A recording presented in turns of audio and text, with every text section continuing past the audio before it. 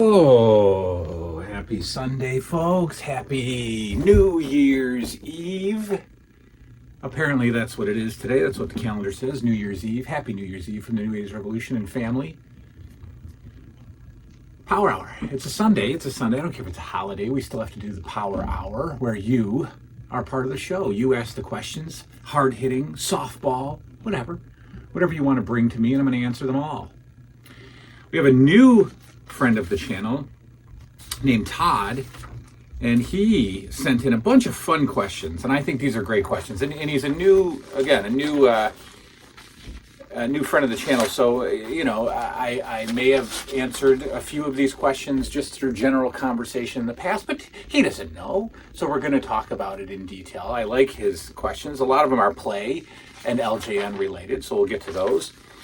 And then we're probably going to, depending on how long this goes, we're either going to do a serious question from Mike D or a semi-serious question from a man, Stephen Brown, who we are all thinking of right now. Stephen Brown's a little bit in a funk right now. Anyway, that's his stuff, but you know that I'm rooting for you, my friend. All right, let's go with Todd. Todd says, okay, sir, here come the hard-hitting questions. And then, of course, he hopes me and the family had a great Christmas. Number one, we are both lovers. Oh, there's more. Okay. We are both lovers of LJN wrestling figures. Did you ever set up your own matches according to the real pay-per-views that occurred in real life? Or did you have your own federation matches and feuds? Now, see, I love this kind of question because if you've been with the channel since the beginning, you already know the answer to this, but Todd just found us. I rarely, if ever, copied what was going on television. I can't say never, because I'm sure I did do bad guy, good guy changes when it happened, if applicable. But I did not copy pay-per-views. I did not copy matches. In fact, I remember sitting on the floor with the figures during WrestleMania 5, and when Hogan beat Savage, of course I'm in the mood to play with my LJNs, and it would have been a perfect time to copy Hogan versus Savage, but no, I had Hillbilly Jim turn on Hogan, and I had a quick match there at the end of WrestleMania 5. Did I have my own federation? Yes, that was my whole childhood. My whole childhood was my own LJN federation. My own feuds, my own heel face turns, my own factions, tag teams, gimmicks, whatever. I mean, it was all fresh out of my brain. I copied very little of what was actually happening in the world of wrestling. So, number two, he says, I would always try and have the exact matches and storylines that occurred in real life. I would line up the wrestling card exactly how it went down in real life too. I would put one wrestler on top of the other wrestler, and the top wrestler is always the one who won the matches. Now, I did that once, and it's very interesting that we both did this. I don't know what I was doing, because I didn't play that way. I did not play that way. I did not know who was going to win the match until I started the match, for the most part. I definitely had agendas and ideas of who was, who I was going to make a new champion or something. But if I just sat down for a random card, a random LJN Federation pay-per-view or whatever, super card, and I had, Junkyard Dog versus Greg Valentine just in the middle of the card, I had no idea who was going to win until it felt right, and then I would have the winner. But I did do what you did once. I remember doing it once where I planned out the whole next day. Oh, I know why. Because I was pre-recording ring announcing. I was pre-recording the introductions and the closing of the match.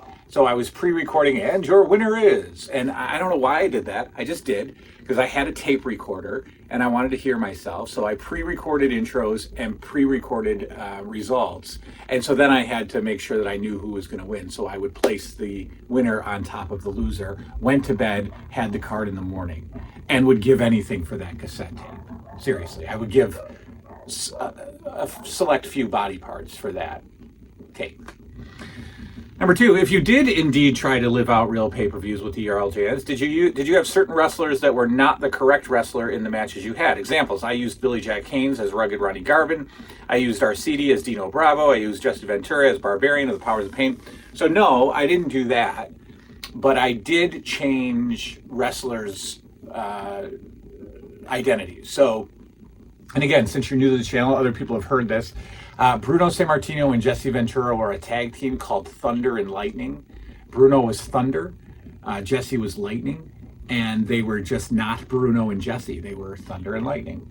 Obviously, my big six-man tag team, my big six-man group, SD Jones, Don Morocco, and Corporal Kirshner all had different identities. SD was Brickhouse Brown, Corporal Kirshner was Corporal Mike Kirshner, and Don Morocco was Mike Rotunda. They were a six-man group that could not be beat.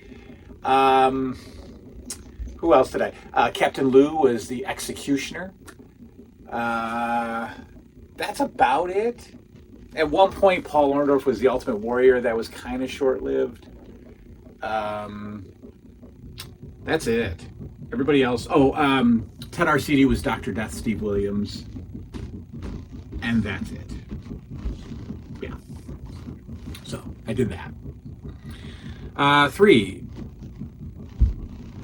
Well, all right, let's do the, you threw in an interesting question. We'll skip that one, we'll save it for later. More LJN questions. Did you play with your LJN figures inside the main LJN ring, or did you use the floor or other? He says, I used an old couch in our playroom because I had cracked the ring down the middle, and also the ring was quite loud when it was being used. I stored all my wrestlers in the ring once I was done playing with figures. Very good question. For the most part, I used the ring. Yes, it was loud. So at night, when I wanted to play, I had to figure something out.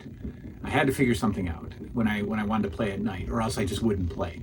In a lot of the places where I lived, before I lived with my grandparents, we had apartments, and I would always get a bedroom in the basement. So I was usually far away from people, so I could play. At times, I would use a couch cushion.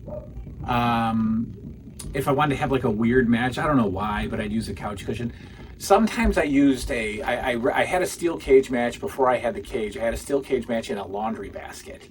And I would just flip the laundry basket over and play with the guys inside the basket. That was a steel cage.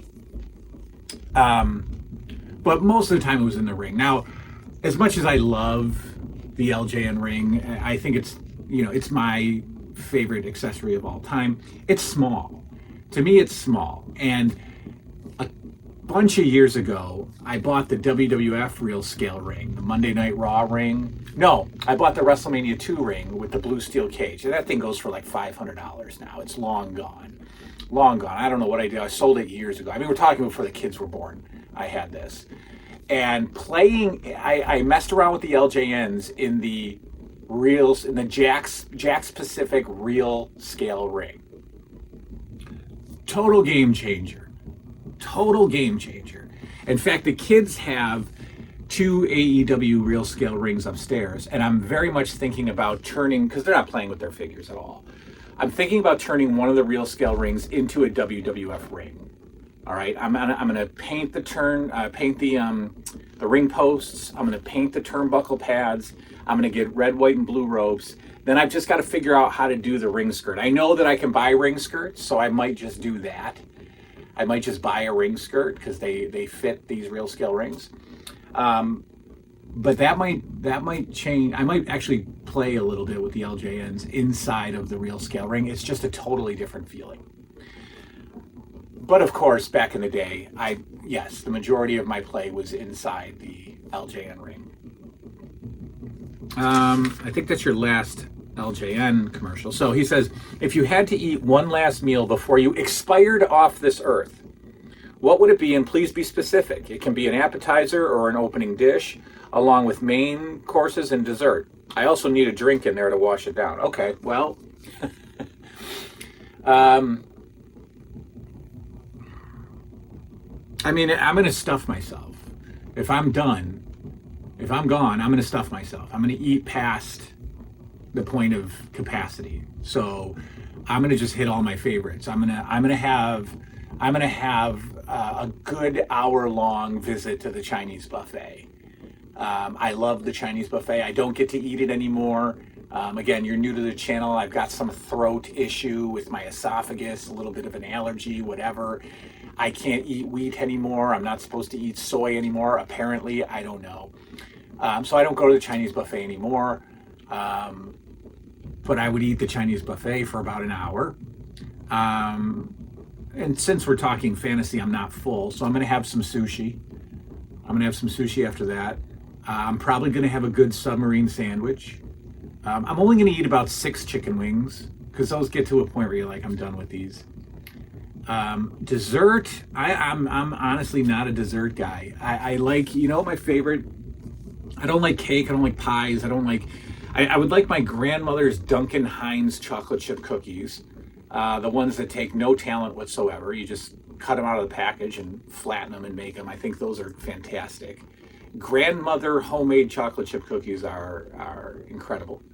I used to like those little snack cups of rice pudding because I don't like desserts. I don't eat desserts. So that's probably, as far as a drink, some ice cold Pepsi or Coca-Cola I'm good with.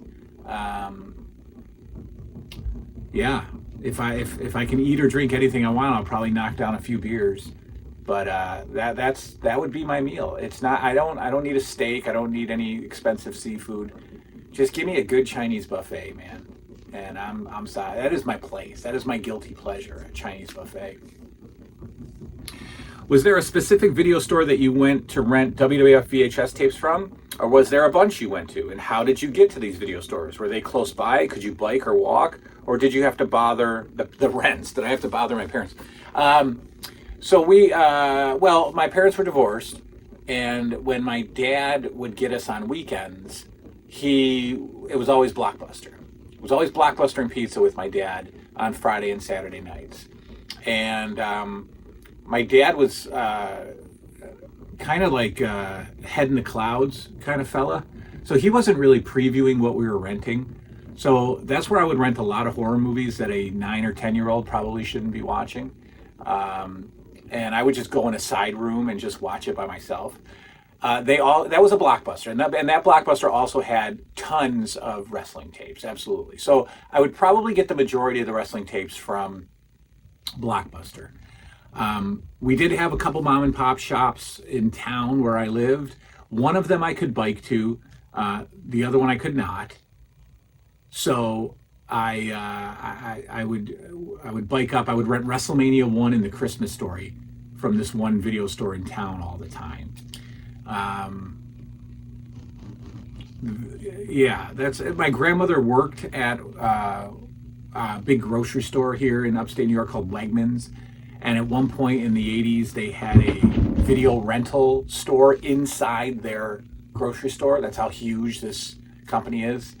And she worked there for a little bit of time, and I'd get some tapes from them too, some wrestling tapes. But honestly, mainly it was Blockbuster. We had a video store in the town that I live in before I lived in the town, and I rented the Wrestling Classic from them and never returned it and owed them like $300, and then they closed, and I'm still in debt to them. Was there a main candy store near you that you usually went to? If so, what was your go-to bag of chips, Slurpee, and candies that you purchased? Good questions. Not really. No, I mean I was always a Sour Patch Kid fan, so I'd get bulk.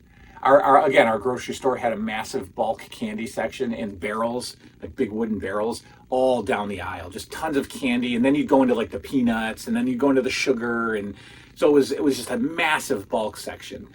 And I would get Sour Patch Kids from them in the bag, just big baggie full of them. There were a couple of convenience stores near us that we'd walk up to, and we'd usually get the 10-cent candy, the Now and Laters, the Lemon Heads, Blow Pops, of course. We would get that kind of stuff. I was never really a Slurpee guy. Doritos, if I was going to get some chips, it'd probably be Doritos, Funyuns, Cheetos, stuff like that. I never really cared for Slurpees. I still don't really like them. So I would probably just like grab a soda or something, or a juice. I don't know. And then finally he says, what's the best gift you ever received for Christmas, to the point where you almost had tears in your eyes? Or maybe you did have the tears of joy coming down. Yeah, another great question that that we've covered previously on the show. Love this batch of questions, by the way. I think you guys are going to enjoy listening to these answers, even though you might have heard some of them before. Christmas of '87.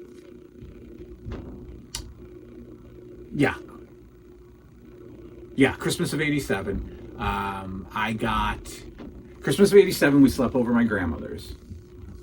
And my mom lived in an apartment, and for whatever reason, financial, whatever, I don't know, we had Christmas morning with my grandmother. So we had Christmas Eve there. We all slept there. We all got up. There was a box under the tree that I had noticed. I don't think it came out the night before. I don't think it was there the night before, but it was kind of like the size of like a dishwasher box. You know, it was a big square tall box, right? And it wasn't wrapped fully. There was just wrapping paper over the top of it, over like the opening. And you couldn't move it, you know, you could slide it, but you know, my little, 11-year-old self wasn't going to lift it. And on Christmas morning, I tore that lid off, lid of paper, and inside was, now at the time, well, today I'm going to say there was 5,000 LJNs in there, 2,000 AWA figures, and maybe 1,000 bendies, right? Because that's what it felt like as a kid, to open that box and see. So they basically just filled the box with carded LJNs, AWA Remco figures, including the Grudge Match series. I remember getting Stan Hansen that year, and Scott Hall, and Abdul the Butcher, and Carlos Colon.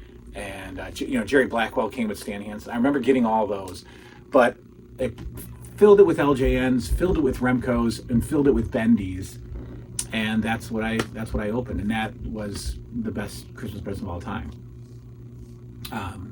Because prior to that, any LJNs, you get an LJN, they're wrapped single. I remember one year my mom took them all out of the package and put them in a garbage bag, and then wrapped the garbage bag and put the garbage bag under the tree, but they were all loose. But that was the first time, like 87 is like the peak of my LJN love. And to rip open that package and just look down into this bottomless pit of figures was mind-blowing. So that's it. Great questions, my friend Todd. Thank you for those questions. Great. Let's stay with the lightheartedness and maybe the wrestling theme. Stephen Brown, my man Stephen Brown, my good friend. I hope he's watching. I hope he's feeling okay. He wants to know, is Ric Flair overrated? And one of Stephen Brown's vlog videos, he does talk about his dislike for Ric Flair and how he thinks he's one of the most overrated wrestlers. So I'm gonna break this down the way I see it. First of all, I thought that I was always a Ric Flair fan from childhood on. I loved Ric Flair. And at one point, I would walk around my little 14-year-old self. Ric Flair is the greatest wrestler of all time. Okay. No, he isn't. Not even close. Is he overrated? Maybe. If people think he's the greatest of all time, then yes. But now let me break it down. We got to break it down as far as character, influence on wrestling, promo, and then in ring, right? So at the time when you got Hogan as the superhero of the cartoony WWF that we all love, a few channels down the dial, you've got this serious Southern wrestling with this studio look, very different than what we're used to. And the opposite of Hulk Hogan is the champion. The suit-wearing Ric Flair, bad guy Ric Flair, with the sunglasses and the feathery hair and, the bad guy manager and all. It's Ric Flair. It's the bad guy champion on one channel.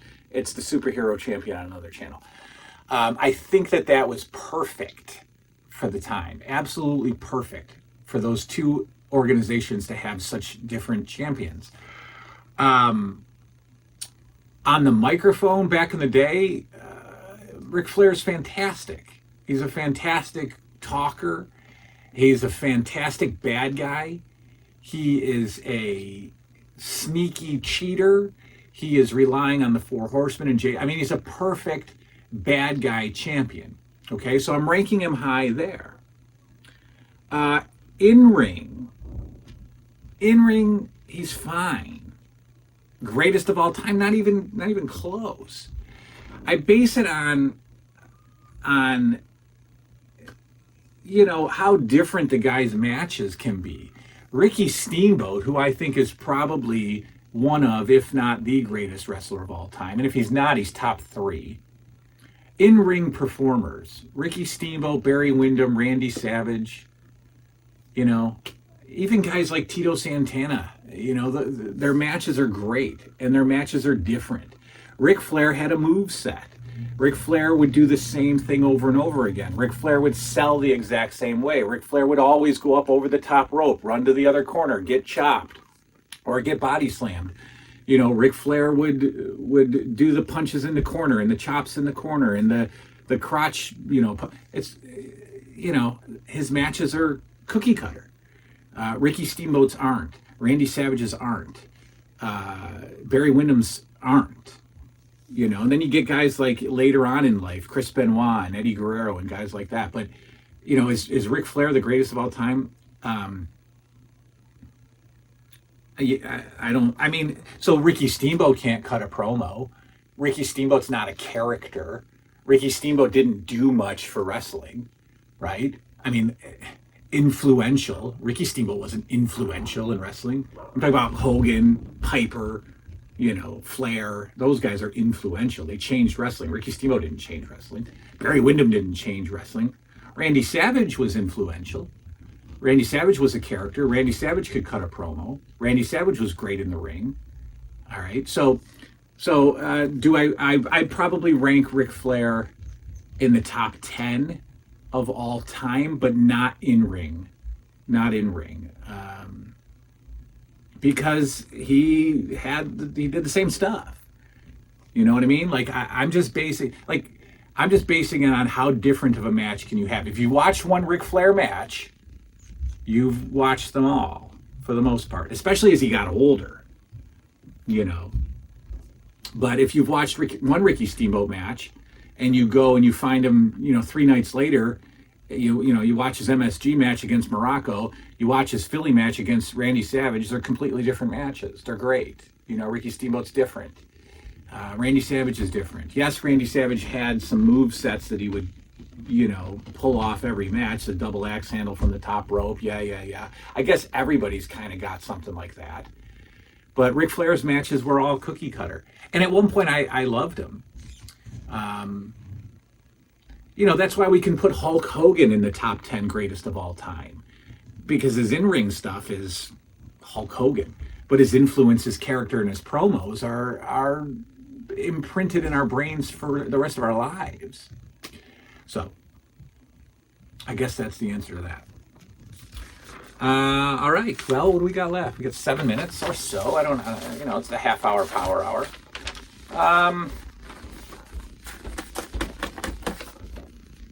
Yeah, I guess we'll wrap it up. I guess we'll do Mike D.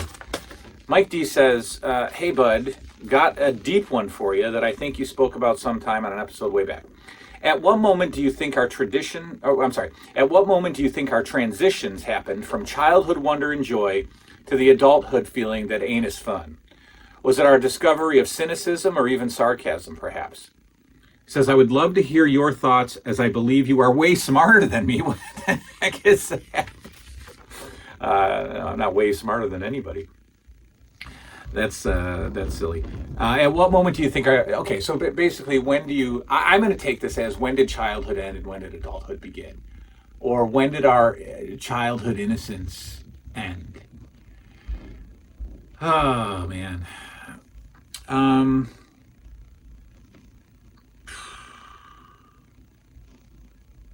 That's a good one. I think, honestly, so I think it's in different stages. Again, for me, I don't know if necessarily it was an age, but I think maybe around the first time, like, a real girlfriend came into play. Because then you have, like, other feelings going on and other stuff clogging up your brain, and you've got, a little bit of anxieties and maybe even some obsessions, and you want to spend all your time with that person, and then you get your heart broken in a million pieces. as it turns out for most of us with first girlfriends. I think around then is when some innocence stops. Now, girlfriends at 10 years old, 11 years old, 12 years old, that's a different story. But I think your first adult girlfriend or introduction to some adult behaviors, I think that kind of deletes childhood a little bit. Driving age, I think, kind of deletes a little bit. I mean, you're still doing childish things, but there's other responsibilities.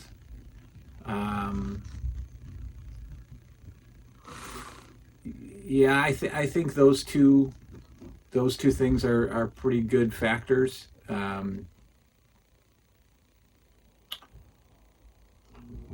Cynicism and sarcasm. I think cynicism over sarcasm will start to knock the joy and innocence out of childhood. Sure. Becoming too aware of what's going on outside of cartoons and toys. Hearing things about world events or politics stuff or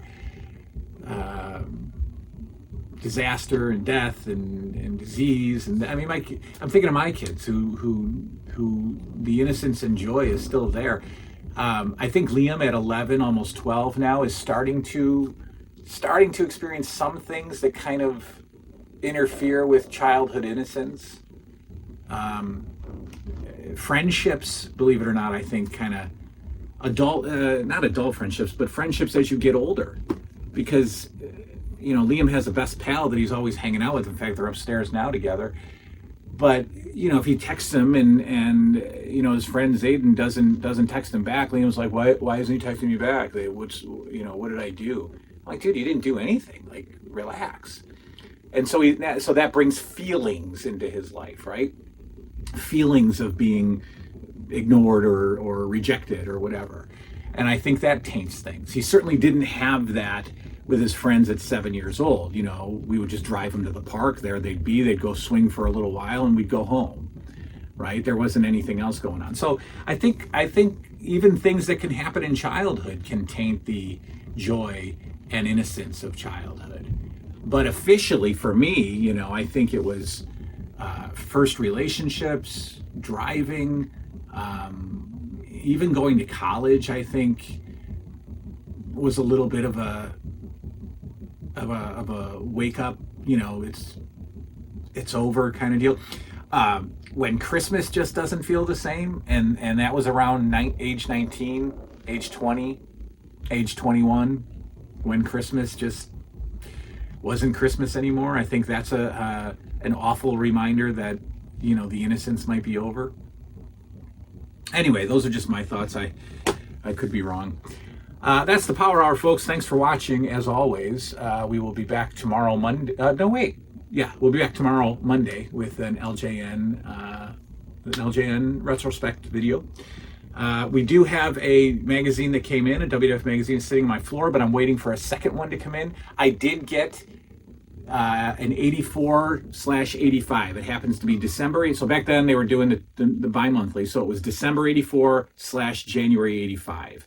And I'll tell you the pricing story about it. I just was like, I'm not paying this. I waited until that thing had 2 hours left to go. Nobody cared about it. And I sent him a really, really low ball offer and he took it. So I'll talk about that tomorrow. That is all, Power Hour. Thanks, everybody. Happy New Year. Good night now.